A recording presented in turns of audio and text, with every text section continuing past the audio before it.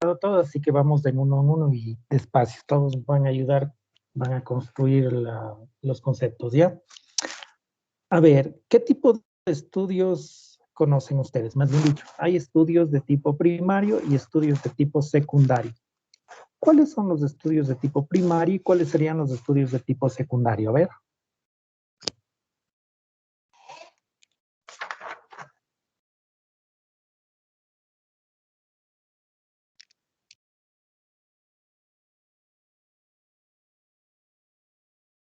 Jóvenes.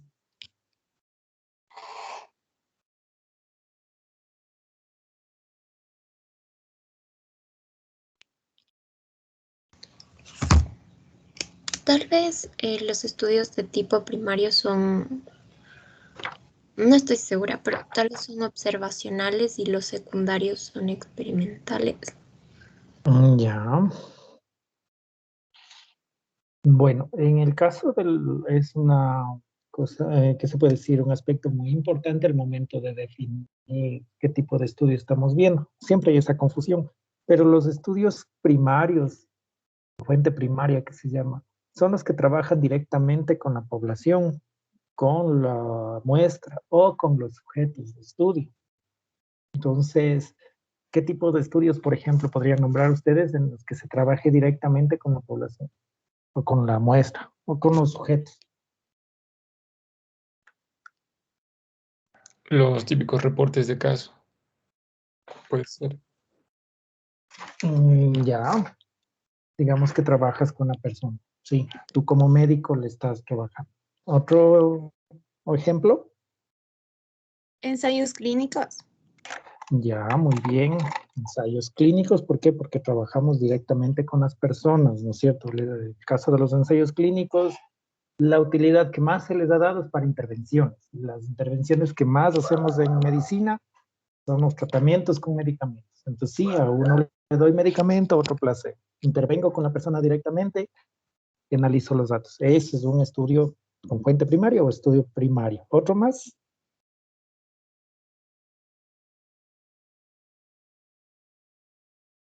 Otro ejemplo, por favor.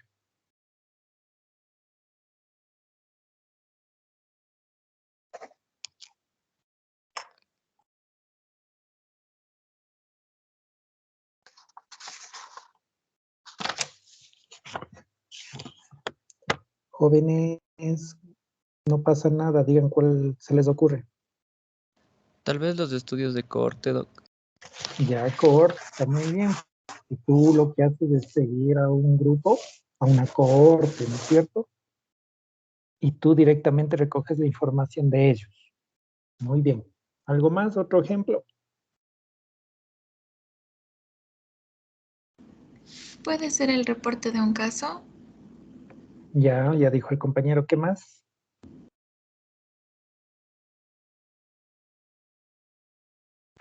¿Qué más? ¿Qué más?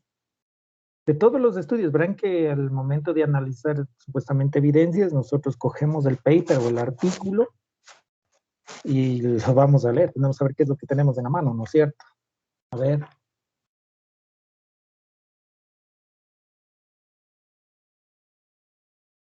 Otro ejemplo. Denle, jóvenes, aquí es cuando. De prevalencia, que suelen hacer. Ya, muy bien. Muy bien. Digamos que estás haciendo un estudio transversal para medir prevalencia. Como dice, aplicas un cuestionario a tus compañeros. Cuando hagan esa parte de investigación, ahí van a estar en esas. Por ejemplo, dice, vamos a ver cuál ha sido los efectos de la salud mental en los pacientes, en las personas confinadas. Así que les voy a pasar un formulario en Google Docs para que ustedes llenen. Entonces dice, si has sentido triste, no, sí, no. Pues llenas el cuestionario y según un parámetro del cuestionario, dice los que contestan 5, sí han estado con dificultades, los que llenan 3 no han estado con dificultades. Prevalencia de los 2000 que contestaron, el 70% indicó dificultades en su salud mental, algo así. Entonces, estás trabajando directamente con la población o con la muestra, ¿no es cierto? Entonces, un estudio transversal también sería.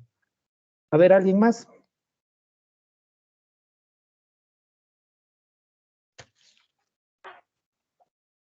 Jóvenes. Tal vez un reporte breve de como sería como un ensayo clínico, pero más corto. O sea, si es ensayo clínico, si es cuasi ensayo clínico, lo que se parecería sería una corte, pero igual, sí, si trabajas con personas. Pero ya nombraron reporte de casos, series de casos, ensayo clínico, estudio transversal, cohorte. ¿Qué otro diseño nos está faltando, jóvenes? El estudio de casos y controles. Ya, casos y controles, porque también trabajas con personas directamente, con con la fuente.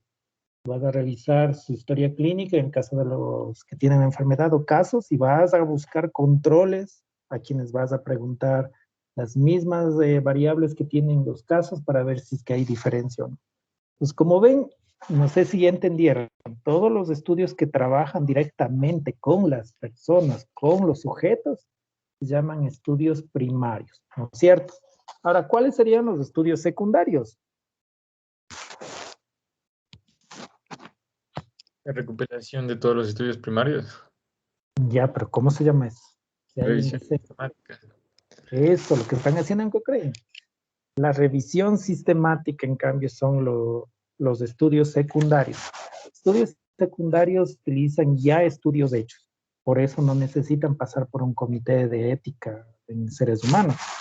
Tú vas a hacer una revisión sistemática, se me ocurre, sobre los efectos perjudiciales del anís estrellado en niños menores de 6 meses de edad. Entonces, vas a buscar estudios que ya estén publicados. No vas a preguntarles a los niños o a las madres si es que han tenido cólicos o cosas así. Solo vas a coger lo que ya está publicado. Pues esos son estudios secundarios. Entonces, esa primera diferencia. Muy bien. Ahora, ¿qué es una variable? ¿Quién me puede ayudar definiendo qué es una variable?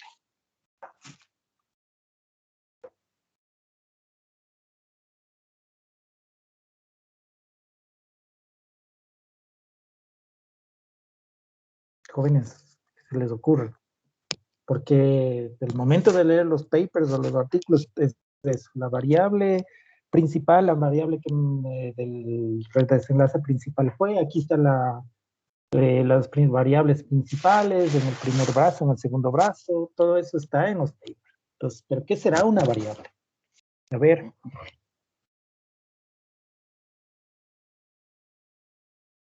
Tal vez es el tipo de dato que puede cambiar en base a lo que estamos buscando. Exacto.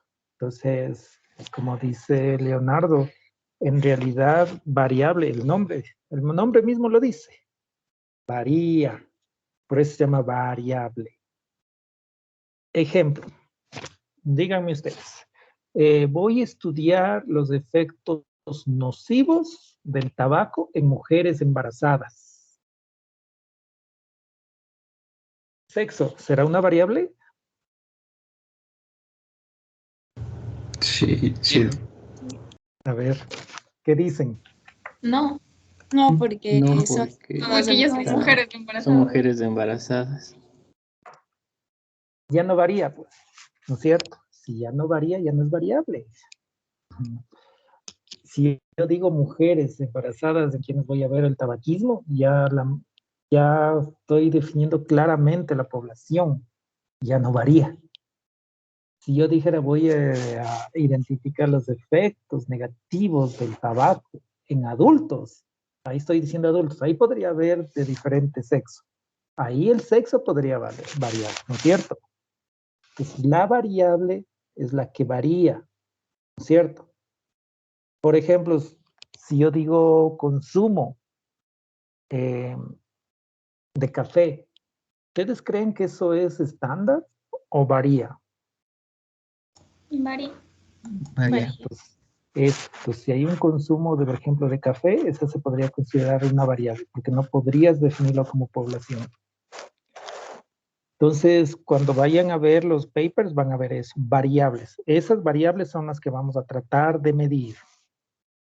Muy bien. Ahora, lo que yo quisiera preguntarles es con respecto a la población o universo y a la muestra. ¿Quién me puede ayudar con la diferencia? ¿Qué es qué es el universo y qué es una muestra?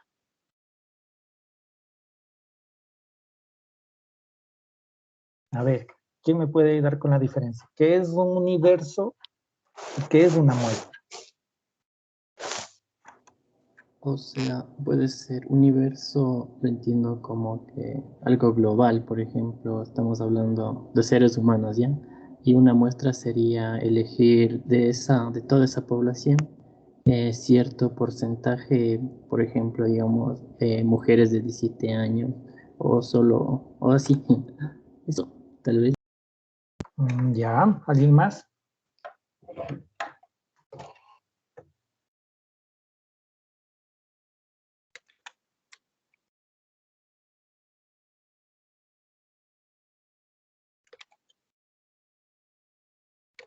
¿Alguien más, por favor?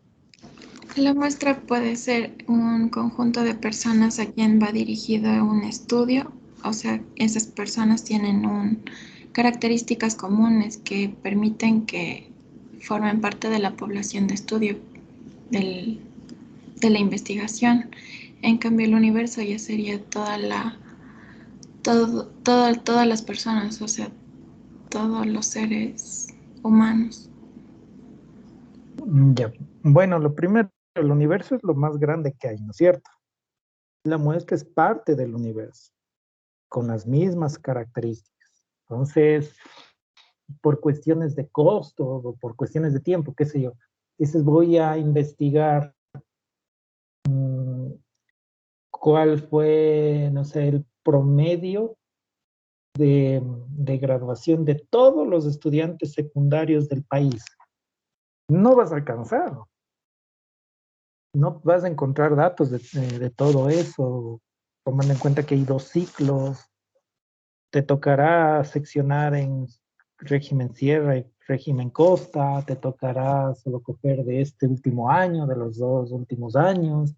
Entonces, hay muchas razones por las que no se puede trabajar con el universo y tenemos que necesariamente hacerlo con muestras. En el caso de los estudios, muchos de los estudios trabajan con muestras.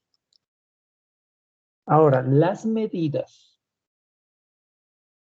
Cuando nosotros trabajamos con el universo y cuando trabajamos con la muestra, tienen un nombre.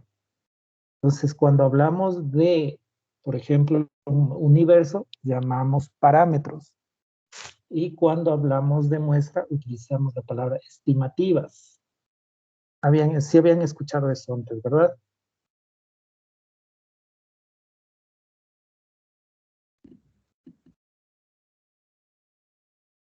Jóvenes. No, Doc. No, doctor. Ya, bueno, en este caso, siempre acuérdense de que cuando se trabaja con universo, la jerga con la que se maneja es esta. Vamos a ver los parámetros. Entonces, algunos dicen del universo y otros dicen, vamos a ver los valores estimados o las medidas estimativas. Cuando alguien dice que vamos a ver las medidas estimativas, es porque estamos trabajando con muestra. Entonces, no es que tiene que estar en el paper explícito que se trabajó con una muestra. A veces dicen, trabajamos con todos los médicos del Hospital Eugenio Espejo, quienes les preguntamos su satisfacción con su calidad de trabajo.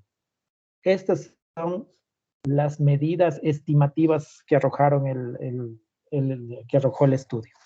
Cuando ya dice eso, es porque tomó una muestra por conveniencia que sea. No tomó a todos los hospitales, tomó a todos los médicos del Hospital Eugenio Espejo, esos tomaron una muestra por conveniencia, ¿no?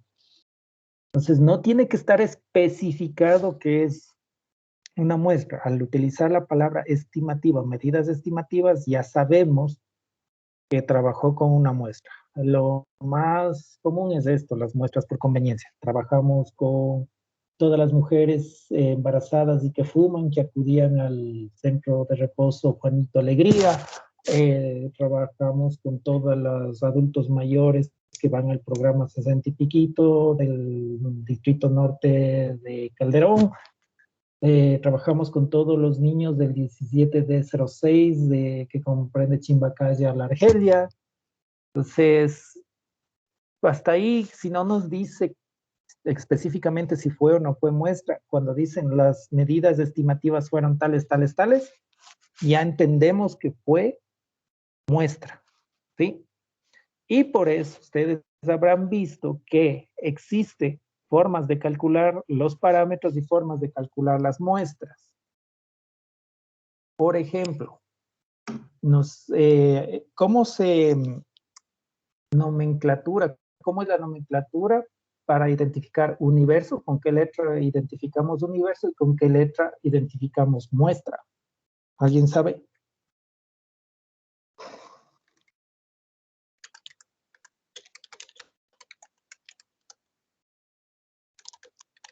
¿Mm?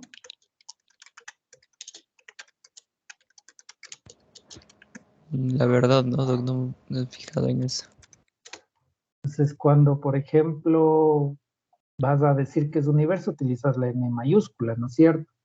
Y cuando vas a decir que estás trabajando con la muestra, es la N minúscula. No sé si alguna vez vieron eso. ¿No? No, doctor. Bueno.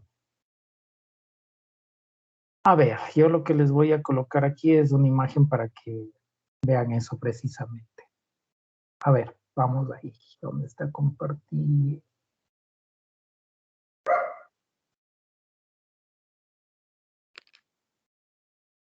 Ya, sí están logrando ver esto, ¿verdad?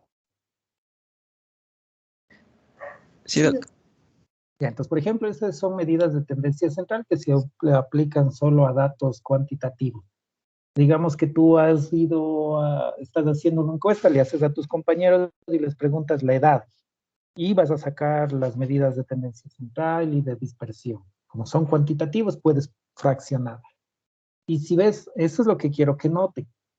Si hay varianza, desviación estándar media, pero miren, cuando utilizamos el universo, ¿cómo se hace la notación o la nomenclatura de lo que es la varianza y cómo es la varianza en el caso de la muestra? ¿Cómo se identifica la desviación estándar en la muestra y cómo se identifica la desviación estándar en el universo? ¿Cómo se identifica el promedio o media en la muestra, que es la X con barrita? ¿Y cómo se identifica el promedio o media en el caso del universo? Esa es otra forma también. Tienen que identificar cómo es la nomenclatura al momento de aplicar las fórmulas. Y en los papers sí están, para que puedan identificar exactamente de qué estamos hablando, ¿no? Entonces, una cosa puede ser la jerga, otra cosa puede ser también cómo o qué fórmulas están utilizando. Si ven, por ejemplo, para hacer la varianza, sí hay una pequeña diferencia, ¿no? En el caso de la población, aquí está el universo N mayúscula. En el caso de la muestra, es N minúscula menos 1. O sea, sí tiene sus pequeñas variaciones. Pues eso les enseñan en estadística, en bioestadística, ¿no? Entonces, sí está claro que existen diferentes formas de identificar población o universo y muestra, jóvenes. Sí, Doc. Ya, por Dios, no irán a confundir, verán. Parámetros y estimativas son cosas diferentes. Muy bien. Ahora, vamos con otra cuestión. ¿Han oído ustedes que en medicina se utiliza un método que se llama método cuantitativo, también un método cualitativo? ¿Habían oído eso?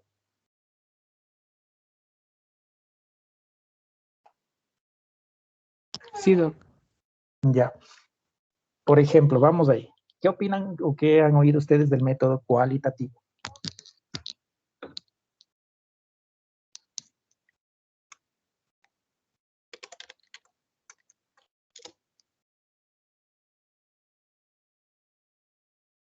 ¿Mm?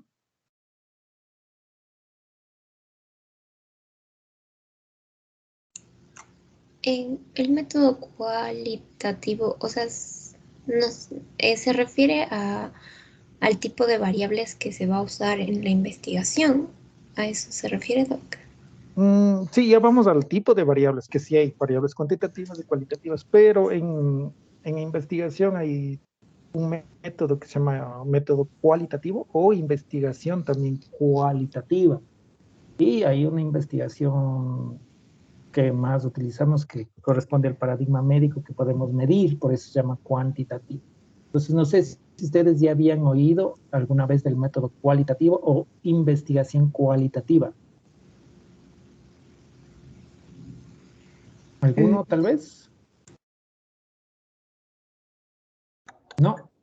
O sea, es aquella que, o sea, no considera, o sea, considera, ¿no?, ciertas entrevistas, encuestas, más no determina, o sea, numéricamente estos valores o algo así.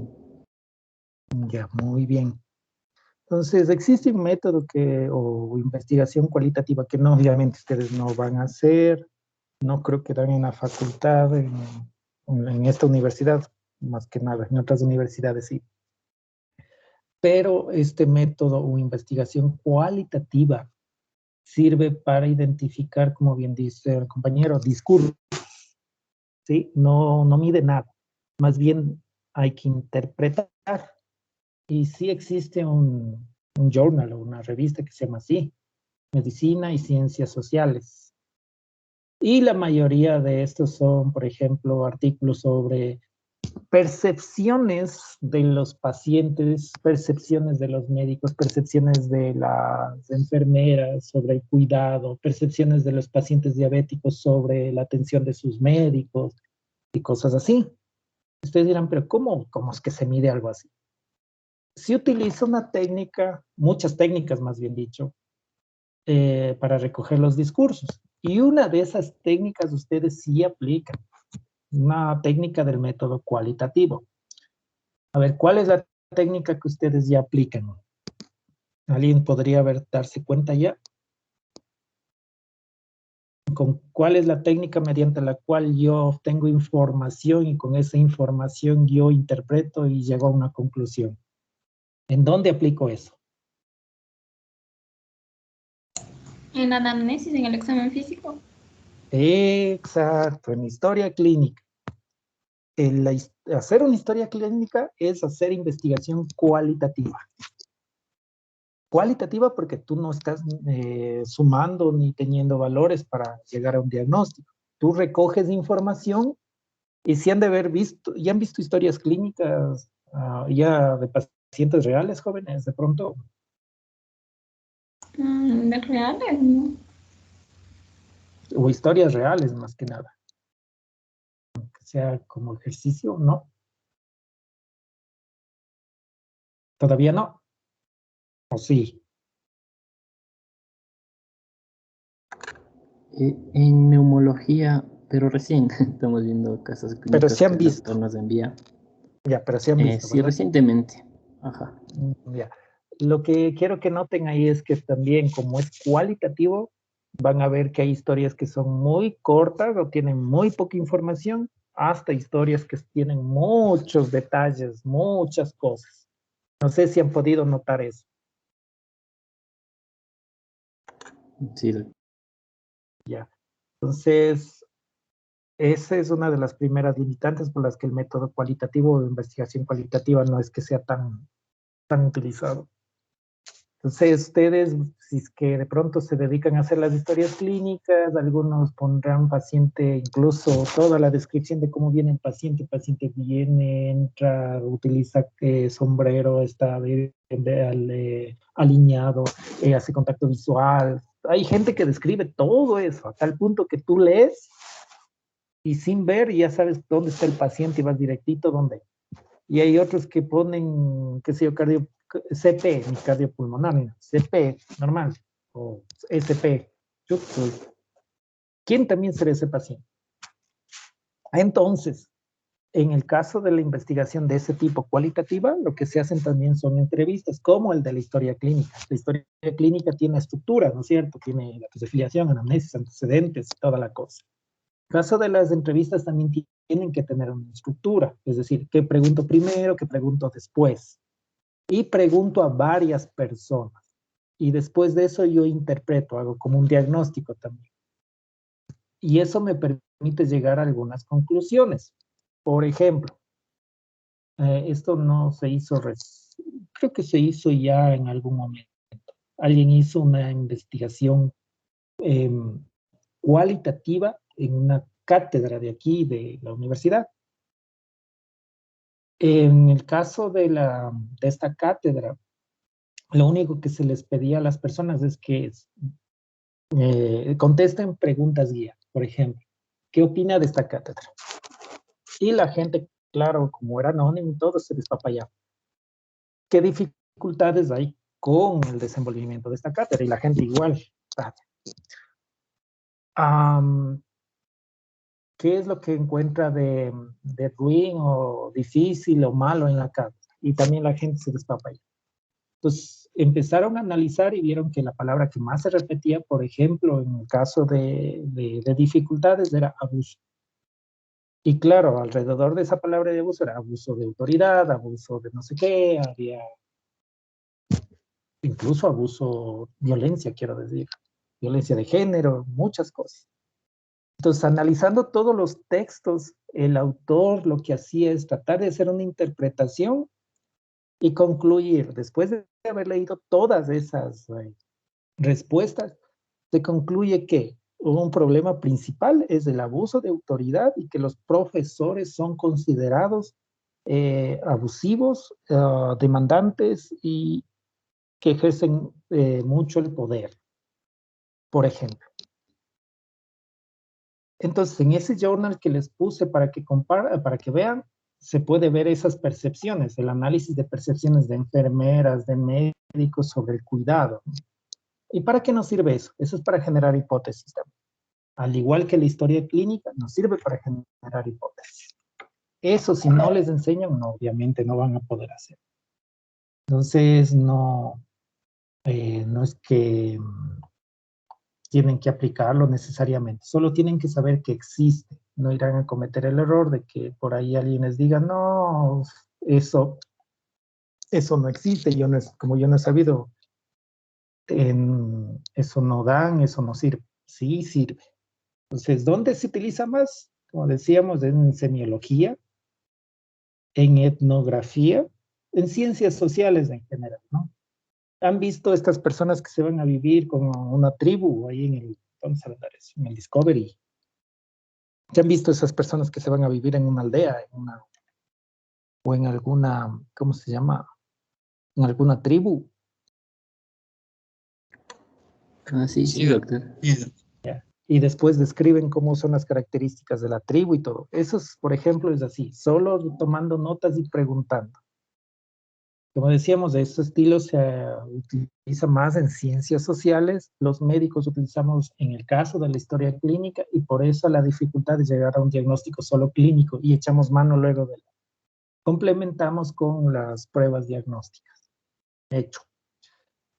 Tiene algunas técnicas, como bien dicen, la entrevista abierta, o sea, no es que, ¿cómo se ha sentido hoy? Muy, muy mal, algo mal, muy bien, extremadamente bien. No, son preguntas muy abiertas y utiliza la entrevista en profundidad, que se llama esa, observación participante, solo te sientas en la sala de espera y comienzas a ver qué pasa en la sala de espera y a anotar todo.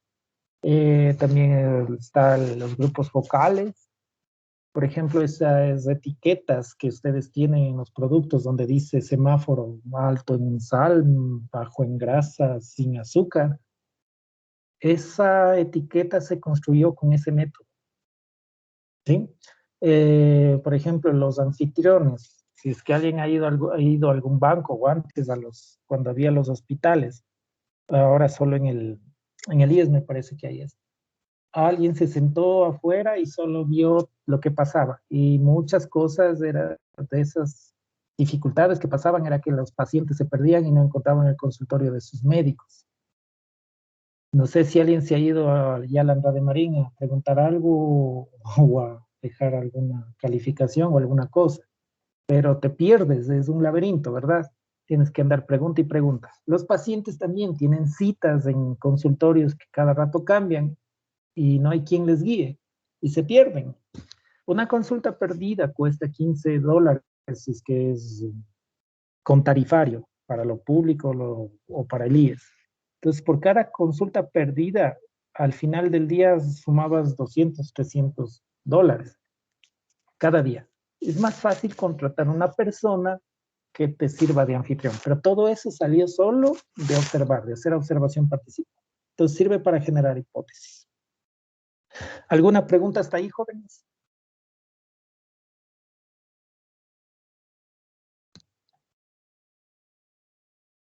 ¿Jóvenes? Creo que no. Ya. Entonces, el método cualitativo es ese.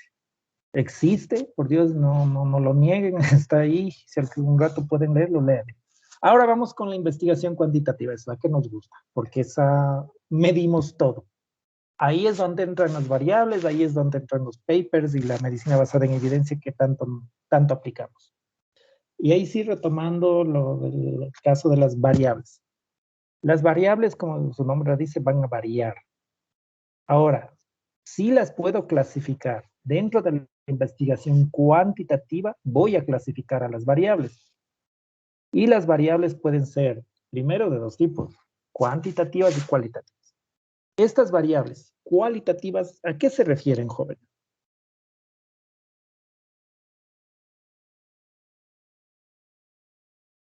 Ahí sí, ya hablando de una variable, que es una variable cualitativa.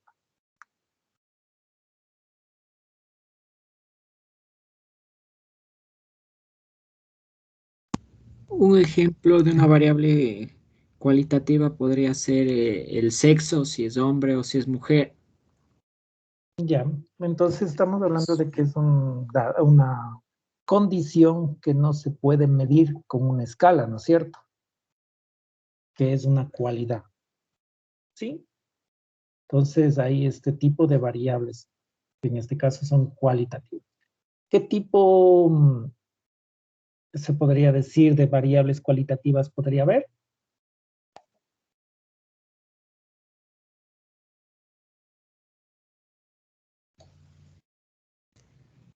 Las nominales y las ordinales. Las Eso. binarias también. O sea, algunas que tienen un nombre, que puede ser sí o no, o puede ser, por ejemplo, aquí, allá y más allá. Nominales no tienen un orden, solo tiene una nominación. No importa si es que es hombre, es mujer o es otro, es indefinido. No nos importa. No hay una priorización. Pero si yo digo, por ejemplo, manejo de la hemoglobina glicosilada en malo, adecuado y óptimo, ahí sí ya tengo que priorizar, ¿no? Si, por ejemplo, hablo de grupos sanguíneos, ¿eso sería ordinal o nominal?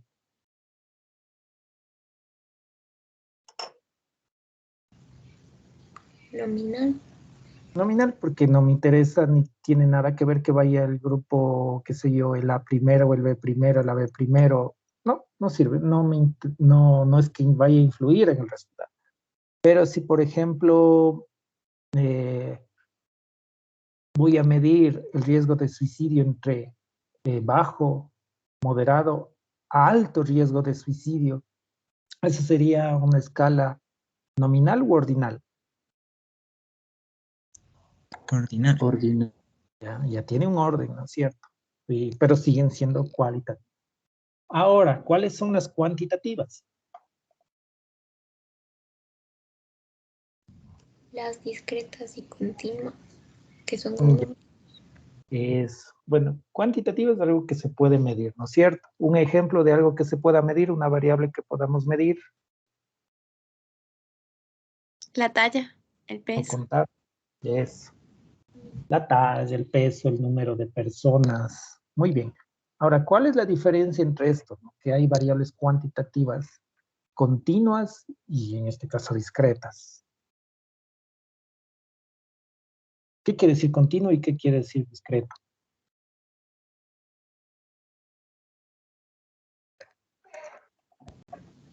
Que una puede usar decimales y la otra solo números enteros.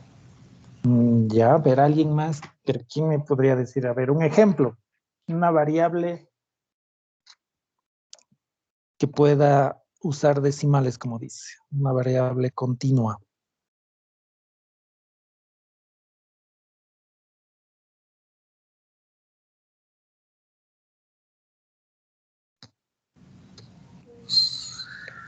La glucosa, Ya, ¿alguien más? Otro ejemplo. Pero si no, les voy a tener que pedir en uno ejemplo.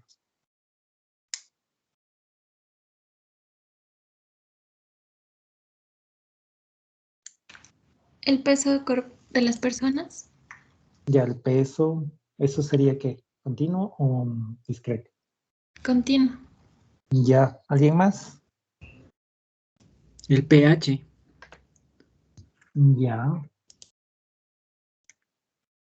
Lo importante aquí es que diferenciemos esas dos cosas. ¿Por qué? Y yo he visto muchos de informes de los hospitales mismos que dicen que han tenido 5.7 atenciones por hora cada médico.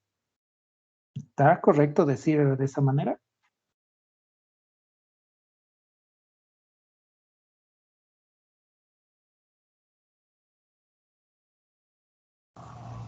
no, no, Ya. ¿Qué tipo de variable sería ahí? El número de atenciones. discreta. Sí, es que tú atiendes a una persona o no la atiendes, es así de simple, ¿verdad? La otra también que sí he visto, dice, cada hogar ecuatoriano tiene en promedio 5.3 hijos. Es un ejemplo. O sea, ¿cómo es eso? O sea, que una familia tiene, como dice, 4 hijos y medio hijo, un brazo del otro hijo. ¿Cómo es la cosa? O sea, las personas son enteras, ¿no? Se las cuenta enteras. ¿Cómo es que dice que cada familia tiene 5.3 hijos, 2.3 hijos, 2.5 hijos? Existe a veces esos reportes y una de las primeras críticas que van a hacer es ver si es que las medidas que ahí en los reportes aplican los autores son las adecuadas. Ya, esa es una de las cosas difíciles cuando el ministerio, generalmente el ministerio de acá o algunos hospitales publican sus reportes, suelen confundir. No sé quién es el que mide o quién el peor que le dejan publicar, pero suelen reportar de esa manera, que tienen 5.6 hijos, 5.6 atenciones. ¿Qué más he visto? Mm, pacientes también. Acudieron en promedio 522.3 pacientes por día al hospital. ¿Cómo? Vino el brazo de una persona nada más para que le miran de esa manera. Entonces, tomen en cuenta eso, que para el tipo de variable va a existir un tipo de medida también. No se las puede mezclar. Muy bien, entonces está clara la diferencia entre variables cuantitativas de tipo discretas y de tipo continuas. Cierto. Sí, doctor. Sí, Sí, no va a haber problemas en eso, me supongo. Ya, entonces, ¿cómo medimos las variables cuantitativas discretas? A ver.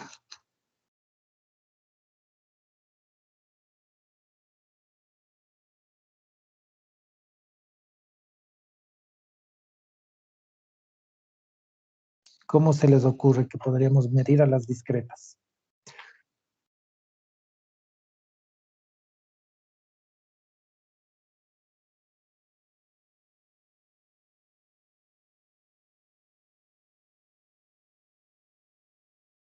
En intervalos, tal vez. Ya, pero lo primero, solo las podemos contar, o sea, solo sacamos frecuencias. Entonces, por ejemplo, como también decía, si han sido número de atenciones, me tocaría poner cuántas atenciones ha habido por mes y contarlas, solo números enteros. Si es que quiero hacer igual un gráfico, me tocaría hacer intervalos y eso se traduce en algo que se llama un histograma, ¿no es cierto? Ahí es donde se aplica el histograma. El histograma no sirve para todas las cosas. Entonces, no puedes fraccionar, tienes que contarlos. Y si yo quiero diferenciar si el número de atenciones en este mes es diferente del mes anterior con una medida estadística, no podría utilizar promedios ni desviaciones estándar. Tendría que utilizar intervalos de confianza, ¿no es cierto? ¿Y ven? Ahora, las variables continuas, como dijeron, son las que se pueden fraccionar.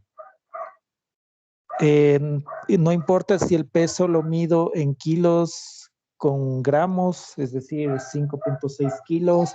No importa si la talla la mide en metros con fracción, es decir, 1.56 metros. Y es más, lo puedes seguir fraccionando más todavía si yo quiero. En ese tipo de variables, ¿qué medida podría utilizar?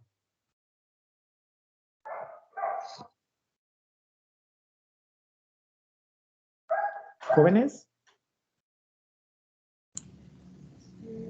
Promedio de desviación estándar.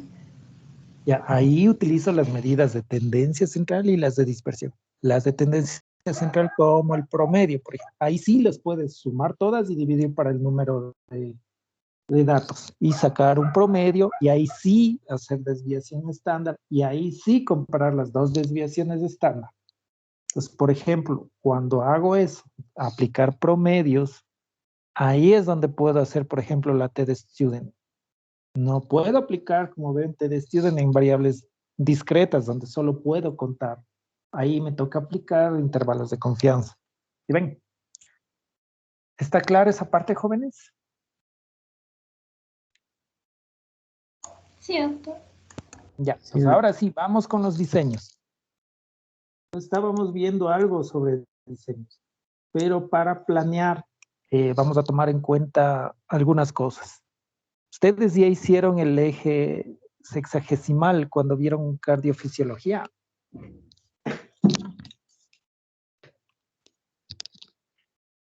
Cuando vieron el eje cardíaco. Sí, doctor. Sí, sí se acuerdan, ¿verdad? Los ejes. ¿Sí o no, jóvenes? A ver, solo uno parece que ha recibido clase. Sí, ya. Entonces, lo que vamos a hacer es para ubicarnos en los tipos de diseño en investigación, así a vuelo de pájaro igual, es que vamos a utilizar varios ejes, ¿sí? Entonces va a haber un eje X, Y, Z, como quieran llamarle. Entonces, lo primero, para ver un tipo de diseño tengo que ver el tiempo. Si yo utilizo o mido una variable una única vez ahorita en ese rato versus si mido esa variable de aquí la primera vez y a futuro vuelvo a medirla una o más veces. Solo ahí, ¿cómo se llama ese eje? ¿Cómo se llama esa funcionalidad en los diseños? ¿Qué tipos de diseños habría según eso? Según el tiempo.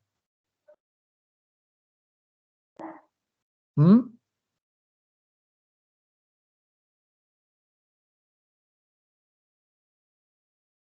¿Doc no son los prospectivos y transversales? Ya, eso sí, está muy bien. Pero vamos en cuanto al tiempo. Si yo mido una vez versus mido varias veces, solo es, ¿cuál sería un polo y cuál sería el otro polo de este eje?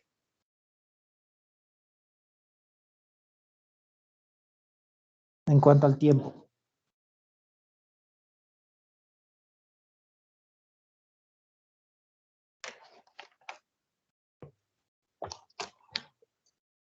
Los que se miden una vez, ¿cómo se llaman?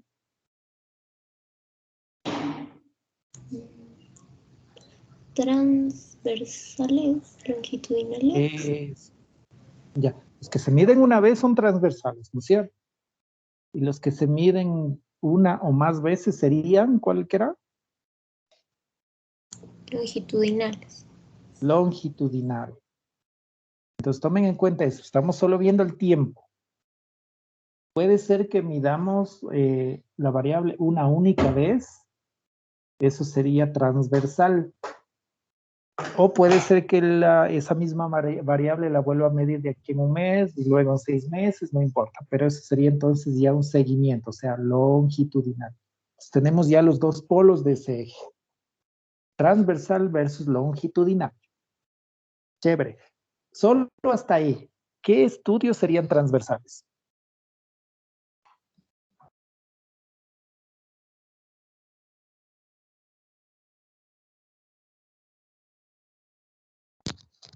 ¿Jóvenes?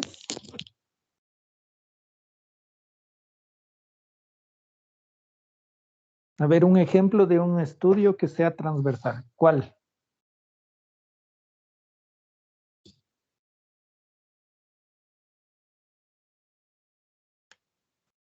Jóvenes aún. Cualquier cosa, no importa, no estamos calificando. Es la participación nomás. Los reportes de caso. Ya, uno más específico. Los estudios transversales, los que llegas y mides ese rato. De prevalencia, estudios de prevalencia. Esos. Entonces se les llama estudios epidemiológicos. Cuando les den epidemiología les van a decir que son los estudios epidemiológicos. Pero en este caso son los estudios de prevalencia, estudios epidemiológicos. También se les llama estudios de corte, no de corte nomás, cortar. ¿Sí estamos claros en eso? Y en inglés, cuando les ven en el reporte, dice cross-sectional survey, ¿no es cierto? ¿Estamos de acuerdo, jóvenes? Jóvenes. Nadie. ¿Puede repetir, doctor, por favor? Entonces, los estudios transversales serían los que miden una sola vez, ¿verdad? Sí estamos hasta ahí, ¿verdad? Sí, doctor. Ya. Entonces, solo tienen que centrarse en cuando, como que ustedes están haciendo la investigación. ¿Qué estudios son los que solo se mide una vez? Y esos son los más fáciles de hacer, pues, ¿no? Entonces, si yo hago el ejemplo, sería este, ¿no? Yo cojo un cuestionario, una encuesta. Cojo el cuestionario de apoyo social percibido, MOS. Y les aplico a ustedes. Entonces, ese cuestionario tiene preguntas que hay que responder sí o no. Entonces dice, ¿tiene actividades de ocio? Sí o no. ¿Tiene apoyo social? Sí o no. ¿Tiene con quién compartir su vida? Sí o no. ¿Tiene quien le ayude a las cosas cuando está enfermo? Sí o no. ¿Hay alguien que le ayude en casa? Sí o no. Y después te da un puntaje.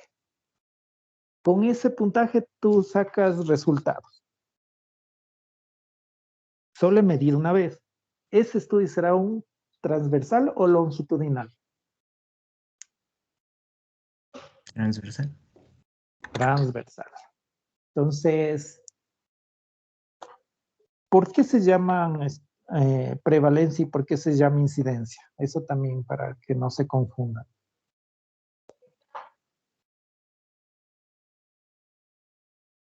Prevalencia no es el número total de casos y la incidencia son los nuevos casos.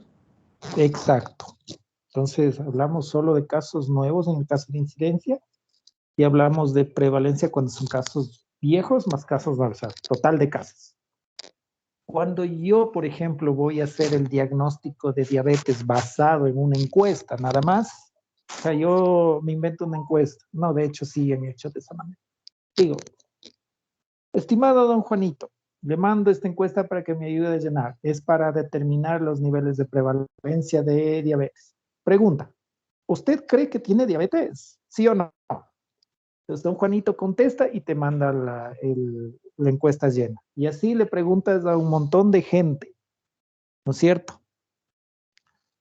Coges las 10,000 encuestas y dices que, no sé, el 40% tiene diabetes.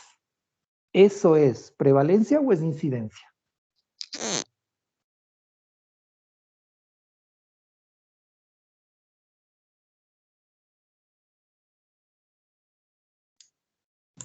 Prevalencia. Bien, ¿por qué? Hagan el razonamiento, eso es lo más importante. Porque, o sea, si le estamos preguntando a la persona ambulatoriamente es porque ya le hicieron un diagnóstico, entonces ya debe saber si es que tiene o no tiene, o sea, solo son los casos que ya hay. Exacto. Ahí tú no puedes diferenciar solo con esa pregunta si es que el paciente fue diagnosticado ya hace tiempo o es que ahorita él se fue a medir la glucosa en el dedo y por eso él creyó que es diabetes, ¿no es cierto? Pues por eso se llaman estudios de prevalencia. Lo más común que ustedes hacen en esta parte de investigación, cuando les dan investigación, son estudios de este tipo de prevalencia, porque son los más fáciles. Entonces, hasta el día de hoy veo estudios de bulimia en estudiantes de la Facultad de Medicina, de prevalencia de depresión en estudiantes de medicina. ¿Qué más? Prevalencia de los trastornos de alimentación en estudiantes de medicina. ¿Qué más he visto? Satisfacción con la vida sexual en los estudiantes de medicina. El otro que era vida social en los estudiantes de medicina. ¿Pero qué hicieron en todos esos casos? Les aplicaron una encuesta. Y según esa encuesta y según el puntaje, indicaron los que tienen, qué sé yo, 8 o más puntos, se considera que tienen déficit de vida social y por lo tanto sacan una prevalencia, ¿no es cierto? Y es transversal porque solo han medido esa vez. Ahora, ¿qué pasa si yo les aplico una encuesta de habilidades sociales? Usted es bueno para conversar, es bueno para hacer amigos, no tiene problemas para llamar al mesero cuando el restaurante está lleno. Ya, les aplico esa encuesta. Y después a todos los que les apliqué la encuesta, les doy un curso de habilidades sociales. Y después de 2 meses de curso, les vuelvo a aplicar la misma encuesta. ¿Qué tipo será? ¿Transversal o longitudinal? Longitudinal. Longitudinal. Longitudinal. Entonces, como les decía, los transversales son los que más se hacen porque son los más baratos, los más fáciles de hacer, de hecho, y te dan prevalencia. Se llaman transversales, se llaman de corte, como de cortar, no de corte, solo corte. Y en inglés son los cross-sectional. Cuando busquen en el internet y pongan cross-sectional, son estudios de estos de tipo de prevalencia o epidemiológicos. Sí, hasta ahí. ¿Está claro? Sí, A ver, ¿preguntas? Es decir, entonces los estudios de corte son otros. Sí, ya vamos a ver, son otros de esos. En el caso del, como les decía, el corte con H, corte, es la que se sigue en el tiempo. Eso sería un longitudinal, ¿no es cierto? Cortes, de cortar, un corte en el tiempo. Esos serían los transversales. Por eso la gente evita llamarles corte y corte. Más los llaman estudios epidemiológicos o estudios transversales. Y cuando utilizan la palabra corte, más es para que no se confunda. Pero un estudio de cohorte sería longitudinal o transversal. A ver, Longitudinal. longitudinal, exacto. Muy bien. Ahora vamos a trazar otro eje, o no sé si hay más preguntas. Doc, si un estudio transversal se realiza más de una vez, ¿ya se convierte en longitudinal? Claro, ya no es transversal. Transversal implica eso, solo una vez. Es como tomar una foto instantánea. Le tomas la foto ahí en el aula ahorita. Entonces aparecen justo los que hoy están en clases. El que justo se fue al baño no aparece, el que, qué sé yo, el que no vino también no aparece, pues, o sea, ves la ropa con la que están hoy, justo ese día estuvo mal dormido, así saliste. Entonces, solo puedes describir lo que ves en ese momento. No puedes decir qué pasó antes ni qué pasó después. Solo describes lo que pasa justo en ese momento, como la foto que ves ahí ese rato. ¿Sí? Entonces, por eso tiene muchas limitaciones también. O sea, es el más fácil y por eso precisamente es el que más sesgos tiene, ¿no? ¿Sí? ¿Algo más?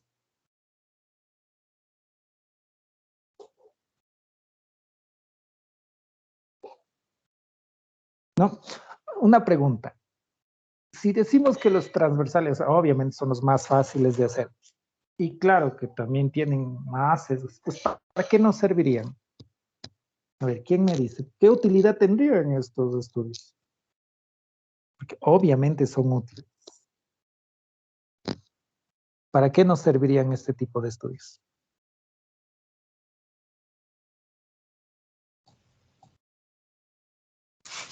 Para la estadística de, así por decir en el INEC, así, ¿no? Pero más que es una utilidad para ustedes como médicos. Hagamos esto. Tú eres médico rural y lo que has hecho es aplicarles una encuesta a todos tus pacientes.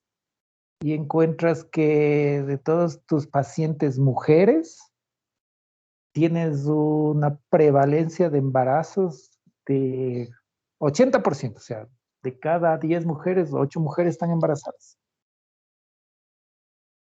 Entonces, volviendo a ese razonamiento, si tú eres médico y estás aplicando un estudio transversal, ¿para qué te serviría un estudio de este tipo, un estudio transversal?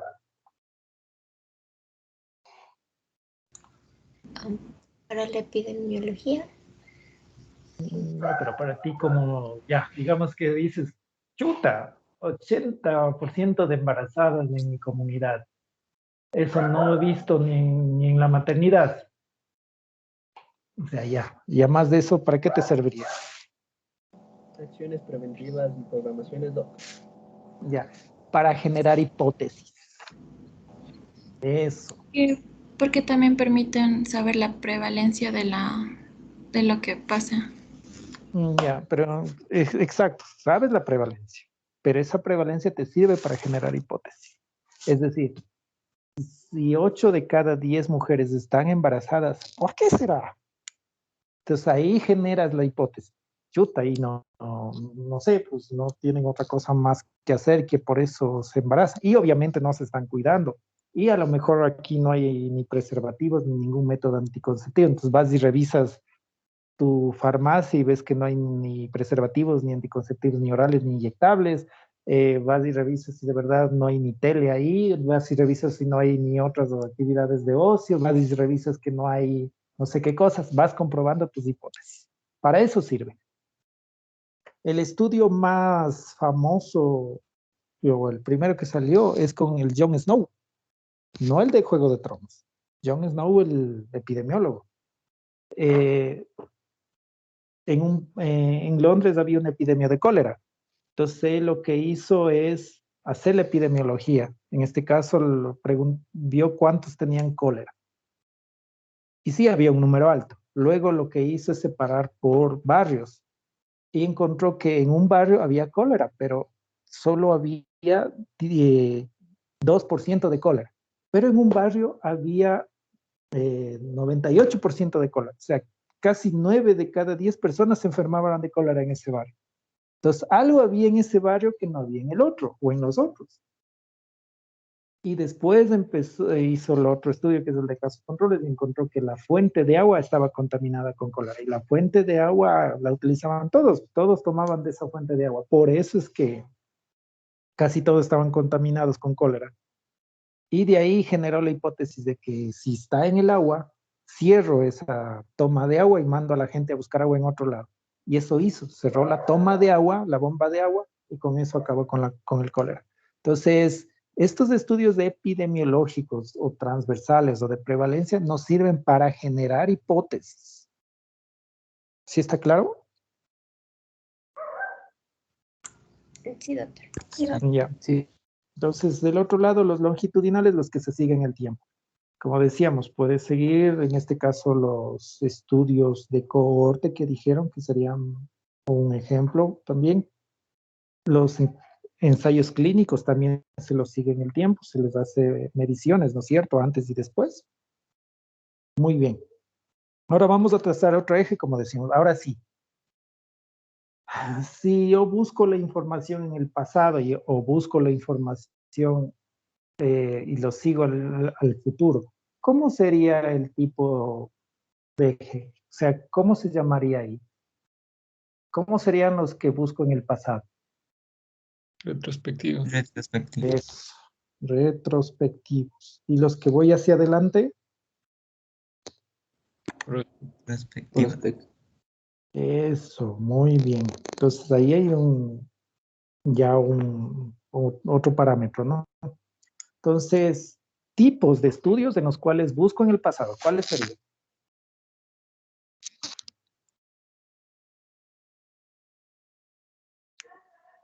¿Mm?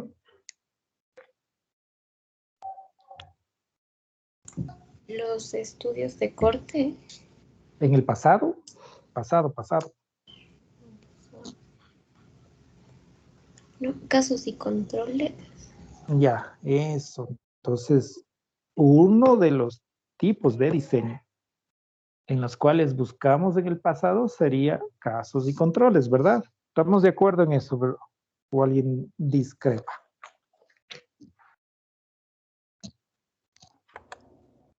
Sí, de acuerdo. Sí, ya tenemos los casos y controles. ¿Y cuáles son los que seguimos hacia adelante? ¿Cuál sería un Los ejemplo de cohorte. prospectiva? Ya, ahí sería la cohorte, ¿no es cierto? ¿Alguien sabe qué quiere decir cohorte?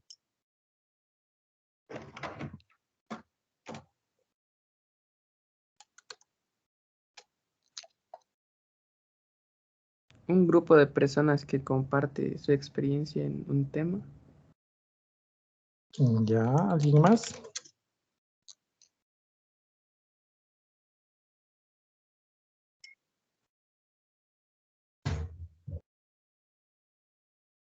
¿Alguien sabe de dónde viene el término este cohorte?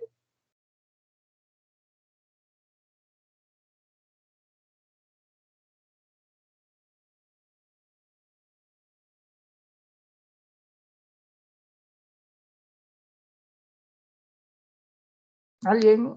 La verdad no. De verdad. Ujú. Bueno, el término cohorte es origen romano. Cohorte quiere decir un grupo de personas. No sé si alguna vez vieron cómo estaba armado el ejército romano, que tenía cohortes, legiones, centuriones. ¿Alguna vez escucharon eso? En común, sí. Entonces había legiones, por ejemplo, había cohortes, había centuriones y esas cosas, ¿no? Pero la unidad táctica del ejército romano era la cohorte. ¿Sí? Sí han de haber visto, aunque sea películas de eso, ¿o no? Sí, Ya. Y esta cohorte, cuando estaba en el campo de batalla, ¿iba hacia adelante o hacia atrás o hacia los costados?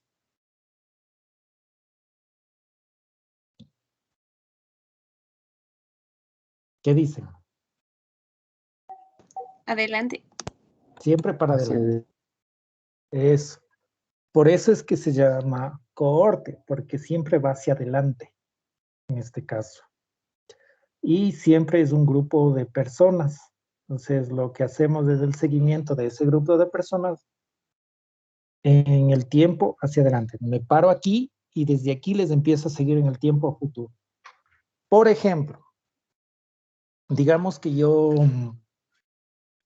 soy médico ocupacional y encuentro ahí en la empresa donde yo trabajo, personas que les está doliendo la cabeza. ¿En dónde trabajo? Trabajo, no sé, en el Consejo Provincial de Pichincha y veo a las personas que están cobrando en las cabinas de peajes, que todo el tiempo les está doliendo la cabeza. Entonces, ¿qué hago? Les voy a seguir a estas personas desde ahorita que les identifico hasta diciembre para ver a qué están expuestos, ¿no es cierto? Y llegado diciembre veo, ¿no?, que hay un montón de cosas a las que pudieron estar expuestos, entre ellas el humo de los carros. Y los que están cobrando los pasajes están cerca de los escapes de los carros cuando cobran el peaje. Entonces ahí, por ejemplo, podría tal vez identificar factores de riesgo. Puede ser que fue el humo, puede ser que los sonidos, puede ser que por lo que estaban trabajando a la intemperie, pero puedo identificar un riesgo. ¿Estamos claros?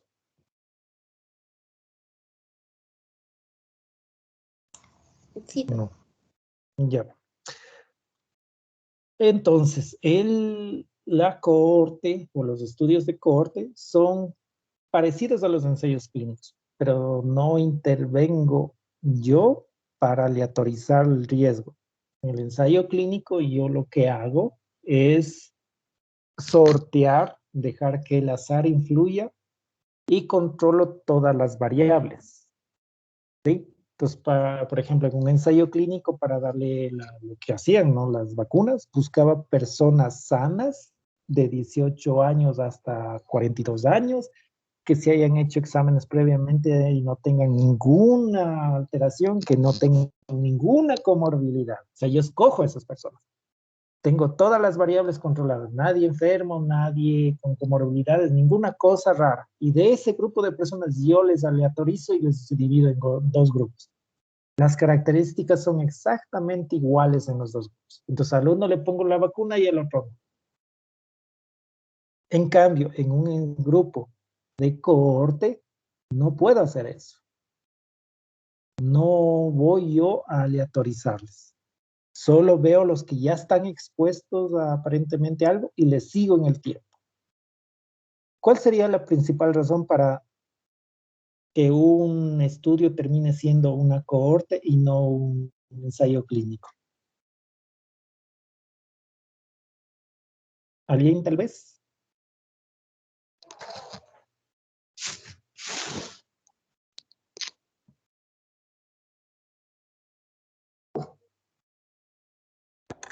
¿Puede repetir la pregunta, Doc? No le escuché. ¿Cuál sería la dificultad para no hacer un ensayo clínico y terminar haciendo una cohorte? ¿Y por qué nunca pasaría de cohorte, nunca sería ensayo clínico?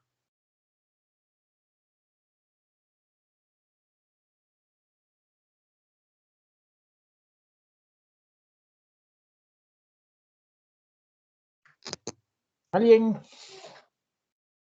O les pongo un ejemplo. Sí, Doc, porfa. Ya, ver. Ya. Sí conocen que en Saruma nosotros tenemos mineros, ¿no? Gente que se dedica a la minería. Y en la minería hay una probabilidad muy alta de que los mineros terminen intoxicándose con mercurio, que trabajan con mercurio. Ahora, ustedes saben que hay un tratamiento estándar para la intoxicación por mercurio. Eso está descrito en cualquier medicina interna y todos sabemos cómo se hace la quelación para mercurio. Ahora, viene una empresa y dice, ¿saben qué? Yo acabo de inventar un nuevo método de quelación de mercurio. Es un método súper eficaz, diferente al tradicional que ya se ha utilizado por décadas. Yo quiero probar y saber qué es mejor. Así que propongo esto, dice. A los mineros que están intoxicados con mercurio, que sean varones, que no tengan comorbilidades y que tengan entre 18 y 30 años, les voy a asignar aleatoriamente a recibir el tratamiento que acabo de inventarme para el mercurio y al otro grupo le voy a dar placebo para comparar si sirve o no sirve mi nuevo tratamiento. Entonces, lo que yo propongo es hacer un ensayo clínico en trabajadores mineros que se intoxican con mercurio para comparar mi tratamiento nuevo versus el placebo. A ver, jóvenes, ¿es viable hacer un ensayo clínico? ¿Ustedes dejarían que pase el ensayo clínico? Ustedes son, no sé, los miembros del comité de ética y dicen, les piden a ustedes como médicos que evalúen ese protocolo. ¿Ustedes dejarían que se haga el ensayo clínico? No, Ya, pero ¿por qué? Esa es la pregunta. porque si no se les da un tratamiento eficaz y rápido a los pacientes que están intoxicados con mercurio, pueden morirse. Entonces, no podemos darles placebo a unos y ver si sirve o no sirve. Eso, muy bien. Entonces, ¿qué implicaciones hay ahí? No son implicaciones técnicas, ¿no es cierto? Porque en el papel, como dicen, aguanta todo. De poder hacer, se puede. La pregunta es si deba o no deba hacerse. En este caso dicen que no debe hacerse. Entonces, ¿qué implicación hay ahí?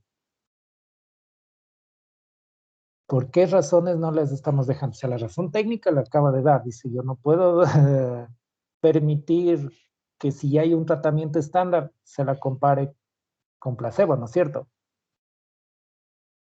¿Qué implicación es esa?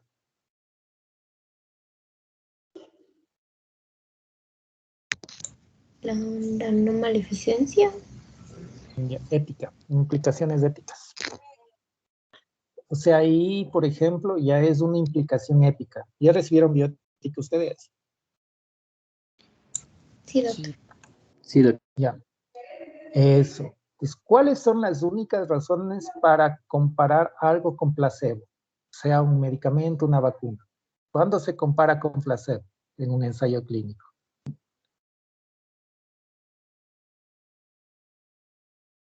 Cuando no hay un tratamiento estándar. Eso, cuando no existe ningún tratamiento estándar. Por eso es que cuando apareció lo del COVID y sacaron la vacuna, no se les podía exigir a nadie que comparen la vacuna que estaban haciendo, o sea, los rusos, o sea, los países, o sea, la vacuna que estén haciendo, no se le podía exigir a nadie que comparen con un tratamiento estándar, porque no había, pues, ¿no es cierto? Asimismo, cuando alguien decía, vamos a hacer, que era la ivermectina para el COVID, no podíamos comparar con un tratamiento estándar porque hasta ahora no existe un tratamiento estándar para el COVID. Entonces, los ensayos clínicos lo hacían con placer, con voluntarios, obviamente.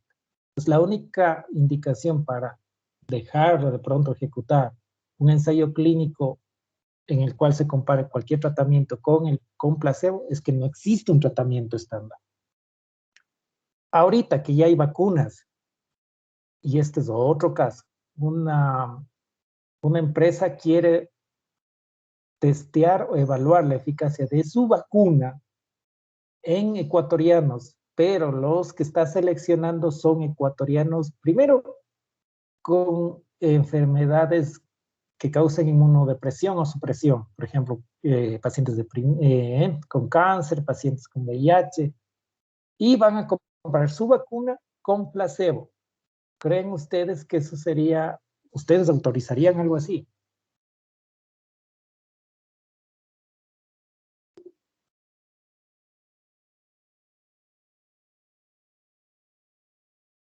Jóvenes.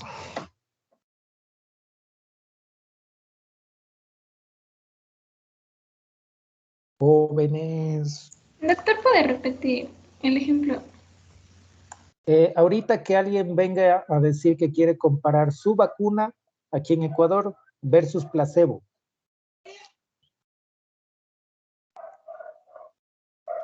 ¿Le permitirían? No, porque los beneficios de la vacuna son mayores. O sea, ahorita ya hay vacunas que se están aplicando, de hecho. Entonces ya no habría sentido de que alguien venga a hacer un estudio de una vacuna contra placebo, ¿no es cierto? Ya, entonces, una de las principales razones por las que no se hacen ensayos clínicos es por razones éticas. Yo no puedo escoger un grupo y decir, ¿sabe qué? A un grupo le voy a exponer al humo de cigarrillo y al otro no, para saber si es que desarrolla o no cáncer. No podría hacer algo así, ¿verdad? No podría decir, ¿sabe qué? A usted le voy a hacer que consuma drogas para ver si su embarazo termina mal, comparado con con el otro grupo que no le voy a dar drogas para ver si el embarazo termina bien. No podría hacer algo así, ¿verdad? ¿Estamos de acuerdo? Sí, doctor. Ya. Pero sí puedo hacer una corte. ¿En qué sentido? Si ya hay personas, por ejemplo, un grupo de mujeres embarazadas que están consumiendo drogas, no las mandé a consumir, ya están consumiendo porque tienen adicción a las drogas. Claro que les ofrezco el tratamiento, están en el grupo para dejar de la dependencia, pero a pesar de eso siguen consumiendo drogas, ¿no es cierto? A esas personas yo no les intervengo, yo no les puse en ese grupo, pero sí les voy a seguir en el tiempo y voy a ver qué pasa con los niños que han nacido. ¿Sí ven? Se parece bastante al ensayo clínico, excepto que yo no estoy controlando variables y es como un experimento natural, porque ya escojo gente que está expuesta al riesgo. ¿Quedó claro eso? Doctor, o sea, en la corte sería tipo como que no hay tanto una intervención por parte del médico. No controlas las variables, no controlas nada, porque tú, por ejemplo, vas y dices, hay un centro de rehabilitación donde están solo mujeres embarazadas, pero ahí hay mujeres embarazadas desde 16 años, 25 años, 40 años, hasta hay una madre embarazada de 50 años que está embarazada y está en ese grupo, ¿no es cierto? Y las mujeres embarazadas, la una consume cocaína, la otra consume marihuana, la una consume marihuana con cocaína, la otra mezcla anfetaminas con marihuana, la otra consume clorhidrato, la otra consume en base de cocaína. ¿Se ves? No está ni estandarizado. En el ensayo clínico tú das la misma dosis del medicamento a todos los participantes del grupo de intervención y le das una tableta igualita, pero que contiene placebo, al grupo que en cambio está de testigo de control. ¿No es cierto? Ya, doctor, gracias. Entonces, al ser así, también tiene sus sesgos, pues. Ya, entonces, un estudio que siga hacia adelante son los de tipo cohorte, por excelencia, ¿no? Una cohorte prospectiva en un ensayo clínico. Los que se parta de ahora y vaya hacia atrás, en cambio, son los casos controles. En eso estamos de acuerdo, ¿verdad? Sí, doc. Ya. Dicen que se puede hacer una cohorte retrospectiva también. No sé si han escuchado. Sí. Sí. Y sería difícil. Tendrías que tener el protocolo chuta. Entonces dicen que, por ejemplo, cuando botaron las bombas en Hiroshima y Nagasaki, una semana después ya había un protocolo para hacer el seguimiento de los daños. Entonces, hasta el día de hoy siguen recolectando los datos a través de una corte retrospectiva de los efectos de la radiación en el ser humano cuando botaron las bombas. Ahorita, si tú quisieras hacer una corte y dices, voy a ver, por ejemplo, no sé, ver las historias clínicas de todos los neonatos que nacieron en la maternidad del sur a partir del año 2000. Y a esos niños voy a buscar igual las historias clínicas hasta el día de hoy y recogerles todos los datos para saber si desarrollaron alguna cosa. Tomando en cuenta que ellos fueron expuestos, no sé, expuestos al mertiolate que se utilizaba antes. Pues tú quieres saber si hay una relación de riesgo entre el uso del mertiolate y el desarrollo posterior de algo, de retraso mental. Pero no tendrías acceso a todas las historias clínicas. Las que tienen más de 5 años ya no están en el archivo activo y las que pasan de 10 años ya son dadas de baja y y cremadas en presencia de la fiscalía. Entonces no podrías, en teoría, a menos que haya un buen sistema de registros, hacer una corte retrospectiva. Es bastante difícil. Por eso lo que más se hace, lo que más se ve son las cortes prospectivas, ¿no? ¿Estamos de acuerdo? Sí, doctor. Sí. Ya. Ahora vamos con el otro eje, que es lo experimental versus lo no experimental. En este caso, cuando decimos experimental, queremos decir que el investigador mete mano y controla todo, ¿no es cierto? Lo no experimental, o llamado observacional, como su nombre mismo lo dice, solo te dedicas a observar, no controlas todas las variables. ¿Verdad? ¿Estamos de acuerdo? Sería observacional versus experimental. Sí, Por- doctor. Sí, Ya. doctor. ¿Cuál es el ejemplo más claro de un estudio experimental? El ensayo clínico. Los ensayos clínicos. Por excelencia. Ah, eso es fácil. Y ahora, ejemplos de estudios observacionales. Ahí entraría los estudios de corte, Todos los que observamos. O sea, los estudios de corte, los estudios de caso control, hasta los estudios de prevalencia. ¿No es cierto? ¿Estamos de acuerdo? Sí, doctor. Ya. Y compliquemos más todavía eso. Hay otro eje que es analítico versus descriptivo. ¿Sí? ¿Qué quiere decir analítico?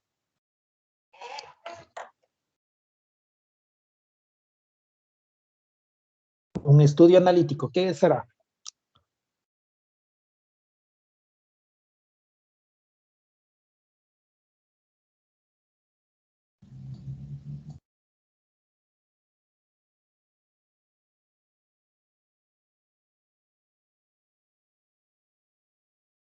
¿Mm? Un analítico no sería los que ponen a prueba las hipótesis que se plantearon.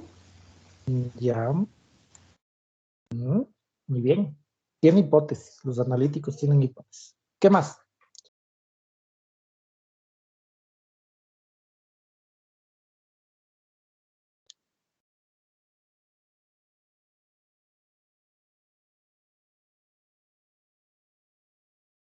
¿Algo más? ¿Qué es un estudio analítico, jóvenes?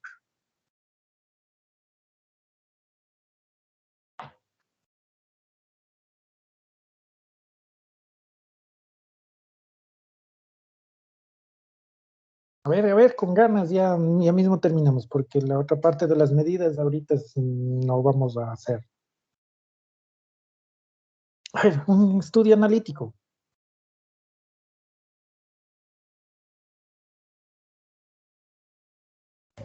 Sería tal vez una comprobación de alguna enfermedad, analizar la comprobación de una enfermedad en un grupo de estudio. Ya. Los estudios analíticos, como ya dijo la compañera, en realidad son las que tienen hipótesis. Se llaman analíticos los que analizan la relación entre una o más variables. Y para que haya relación entre una o más variables, debe existir matriz de variables. Y si hay matriz de variables, hay hipótesis. ¿Sí? ¿Estamos claros en eso? Analítico, el que ve la relación entre una o más variables. Si tiene matriz de variables, tiene hipótesis, ¿no es cierto? ¿Está claro? Sí, doctor. Entonces, los descriptivos no tienen hipótesis. Los descriptivos no analizan relación entre variables. ¿Estamos claros? Sí, doctor. Ya. Denme un ejemplo entonces de un estudio descriptivo en el cual solo describa y no genere y no tenga relación entre variables.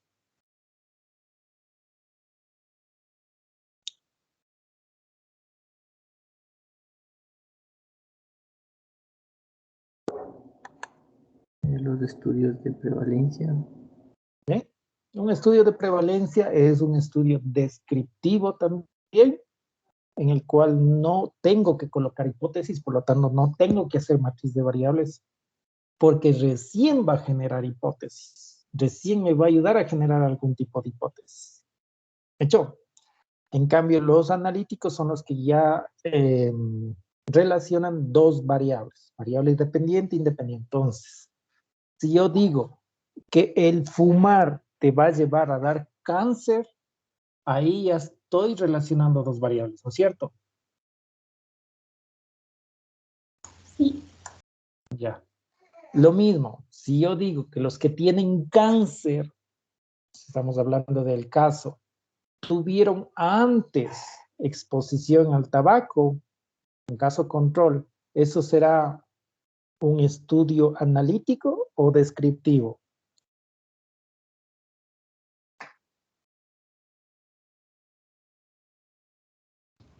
Analítico, tal vez. Analítico. Exactamente.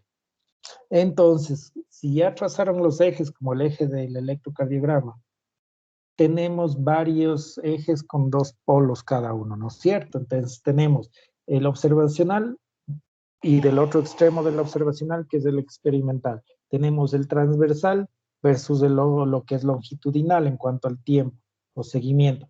Tenemos lo que es prospectivo si es hacia adelante versus retrospectivo si es hacia atrás, ¿no es cierto? ¿Estamos claros? Sí. Sí. Ya, entonces ahora sí clasifiquemos. Si yo digo un estudio de prevalencia, ¿es un estudio transversal o longitudinal? Transversal, ¿no? Ya. ¿Es observacional o es experimental? Observación. Muy bien. ¿Es un estudio descriptivo o es analítico? Descriptivo. Ya ven, eso. Entonces, por eso ya cuando vean tesis o cuando vean también, o cuando hagan el protocolo de su proyecto, van a ver por qué algunas personas dicen, vamos a hacer un estudio descriptivo, observacional, de corte, crossover, ¿cómo es? Cross-sectional. Porque tiene comparte las propiedades, ¿no es cierto? Asimismo, si yo hablo, por ejemplo, de un ensayo clínico, es un estudio experimental, ¿no es cierto?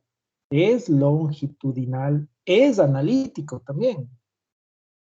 Lo mismo hay que hacer con las cortes. Por ejemplo, un estudio de reporte de caso, ¿qué será? ¿Descriptivo o analítico?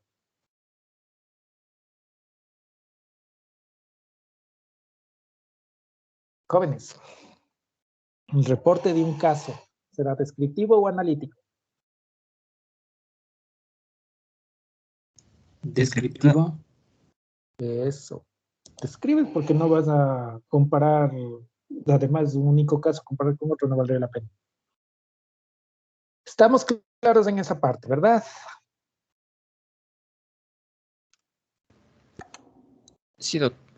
Ya. Ahora lo que sí les voy a dejar de tarea para que averigüen. Los casos, los transversales, también tienen una propiedad muy, que se puede decir especial, porque los transversales los sacamos aparte porque pueden ser también analíticos o meramente descriptivos. O sea, pueden ser las dos cosas, infelizmente. Pueden ser descriptivos cuando yo aplico el cuestionario de percepción corporal y saco la prevalencia de trastornos de la alimentación y se acabó, solo describí. Pero si yo aplico dos cuestionarios al mismo tiempo, el cuestionario de percepción corporal y al mismo tiempo el cuestionario de autoestima, ahí tengo dos variables, que las medí igual al mismo tiempo, pero sí las puedo cruzar. Entonces, los estudios transversales, hay algunos que los sacan y los describen aparte, en función de cómo tú lo vayas a medir. pues por favor no se irán a confundir. Sí puede ser descriptivo meramente, pero también sí puede ser analítico. Las dos cosas puede ser. ¿Estamos claros?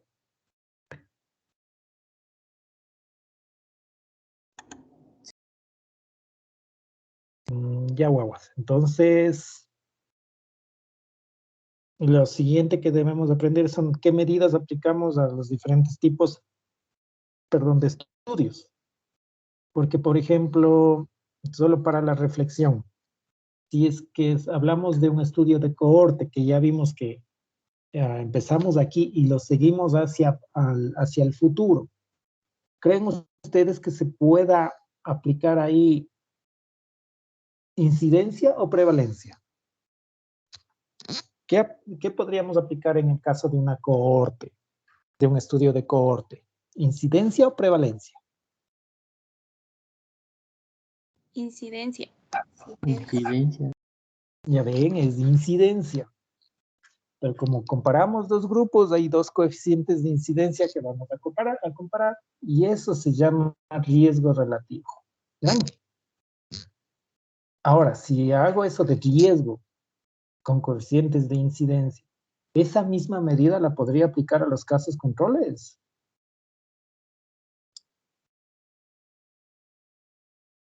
¿Qué opinan?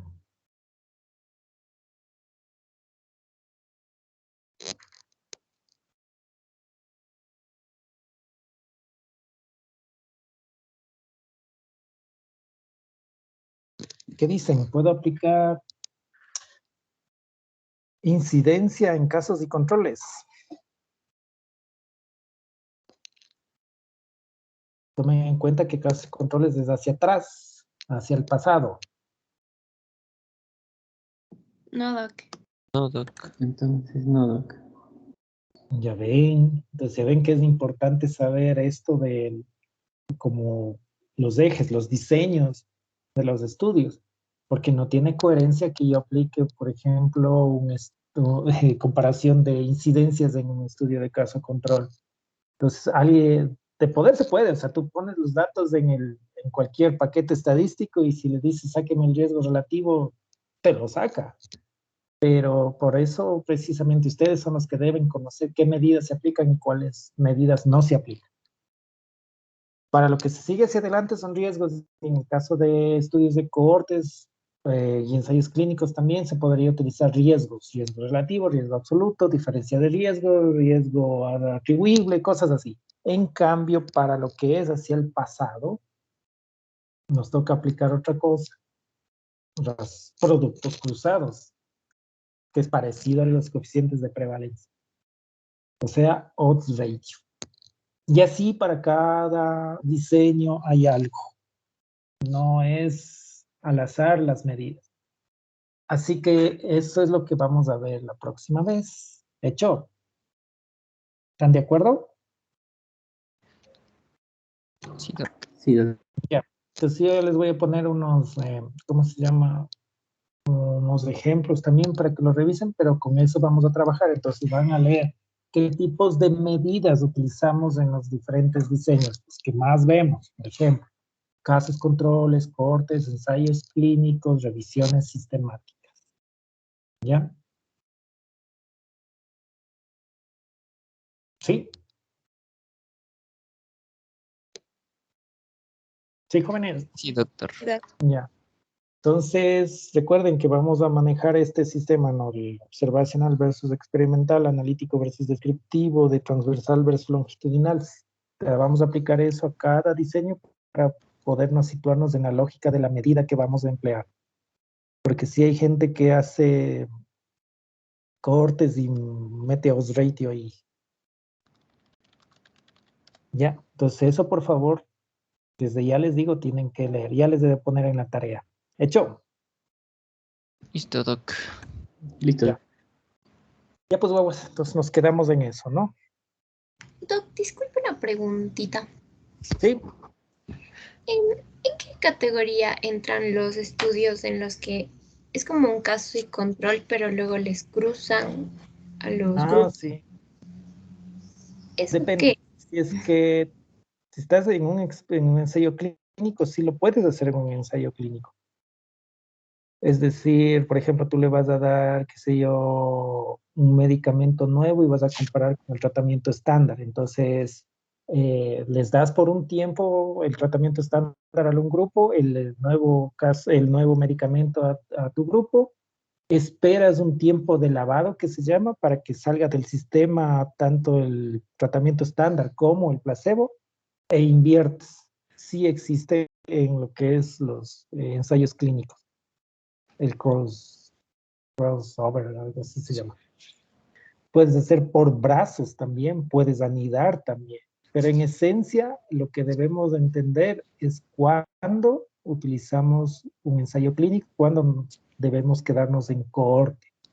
Por ejemplo, si es que, lo mismo, ¿no? Si es que sé que la cocaína provoca malformaciones en el feto, no podría a propósito decirle voy a darle a un grupo de embarazadas cocaína y después le voy a dejar que se limpien, hago rehabilitación y luego les cambio y a los que no tomaban cocaína ahora sí les voy a dar cocaína.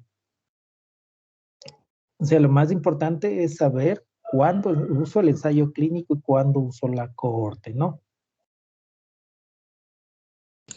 Ah, ya. Entonces, ese sería parte de un experimental. Es un experimental. Yo he visto eso en ensayos clínicos. Ah, ya, ya. Ya, muchas gracias. Ya.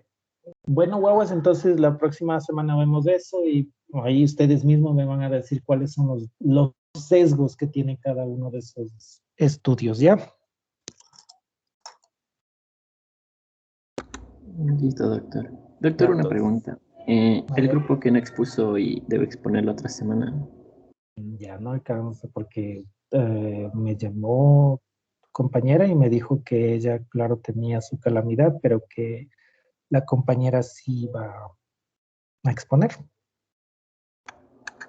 Ah, sí, me contacté con la chica y dijo que tenía serios problemas de internet y que se estaba tratando de conectar, pero hasta ahorita no se conecta. Ya ven. Bueno, Entonces, ya este vemos. grupo... Ya. Ay, O sea, le tocaría al siguiente grupo ya preparar esa parte. listo. ¿Y qué deberían preparar el siguiente grupo? Disculpe. Que decíamos las medidas que utilizamos al momento de reportar cortes, ensayos clínicos, casos controles y revisiones sistemáticas. Ah, ya listo, doctor. Ya pues, guaguas. Pues nos vemos la próxima semana, ¿ya?